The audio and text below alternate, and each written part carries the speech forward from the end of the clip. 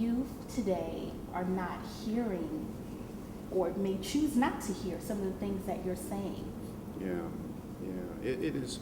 Well, there's this again, the propaganda machine that drives the content that we receive on a daily basis through our iPhones, iPads, television, computers, is crafted in a way that's not its end goal. Its end goal is to make money, to control the buying habits and the viewing habits of the viewer.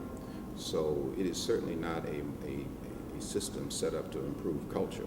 It's a system to motivate culture, to buy, to sit there, to spend time, to get numbers, how many hits, how many views, is it viral?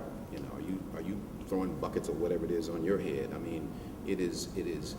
We live in a world where memes now drive support. Memes drive how things are made and what's the next thing and all that. So we have forgotten, as a viewer, I think we have forgotten the power of our purpose. And then the creators and control the propaganda, the information, they are very aware of their job. And there's a disconnect. And I think that as a content creator, it is my job to understand and have a purpose.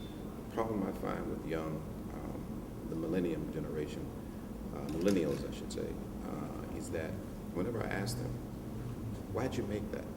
What's your purpose? No matter what it is, music video, film, record, whatever it is, what's your purpose? What do you want the listener, the viewer to think, to do? And most of them say, I just want to make some money. I want to become a star. I'm like, yeah, but listen to the words. What is Nicki Minaj's purpose for Anaconda? What does she want young girls to do? And when you start asking them that, not criticizing them, not, I'm against censorship. She should have the right to make anything. But she should also be asked, not challenged, asked, what is your purpose? And if she's woman enough to tell us her purpose, then we can better understand and have the choice whether we want to watch it, pass it on to our 12 and 13-year-old young girls.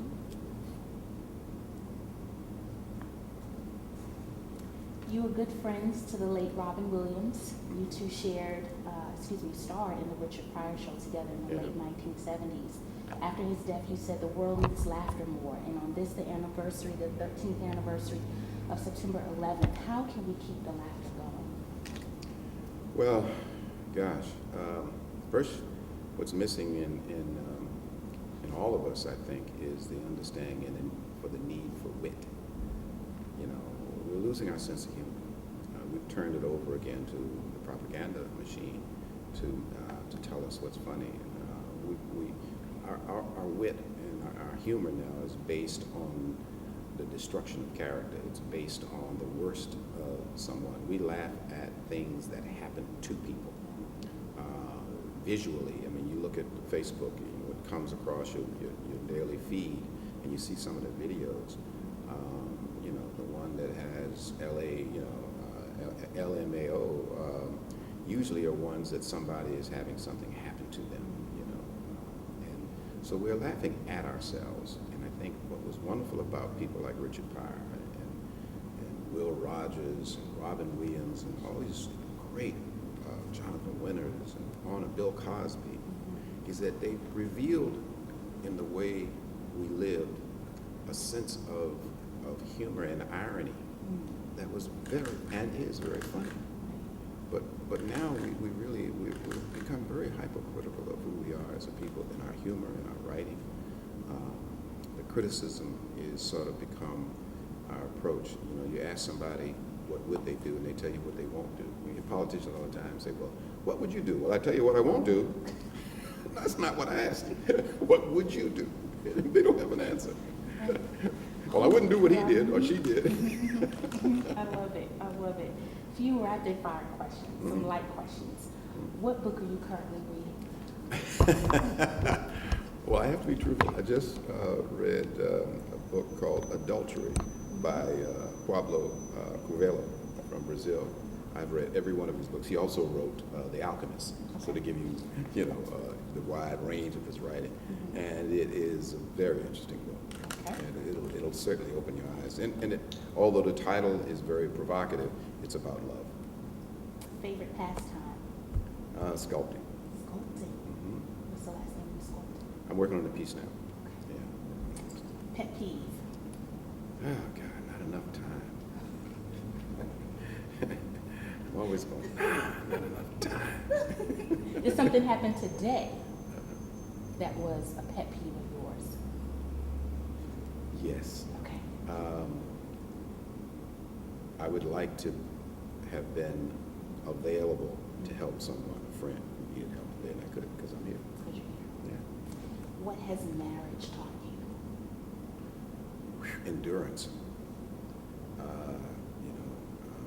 I've been married most of my adult life, 9 years to my first marriage, 32 years in this one.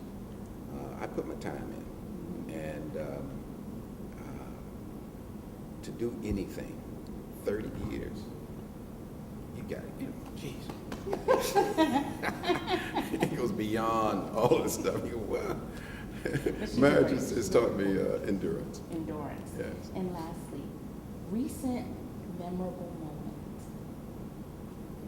Recent memorable moment. I hit a golf ball a few days ago, about 310 yards, straight down the middle. Straight down the middle. And other men saw it. And I'm old. And these are all young guys. I'm 10, 15 years older than all of them. I just looked at them and said, come on, youngsters, step up, see what you can do. Wow. Excellent. Thank you so much for Thank your you. time. I appreciate you. All right, thank you. At South Carolina State University, Kimberlei Davis for the TND.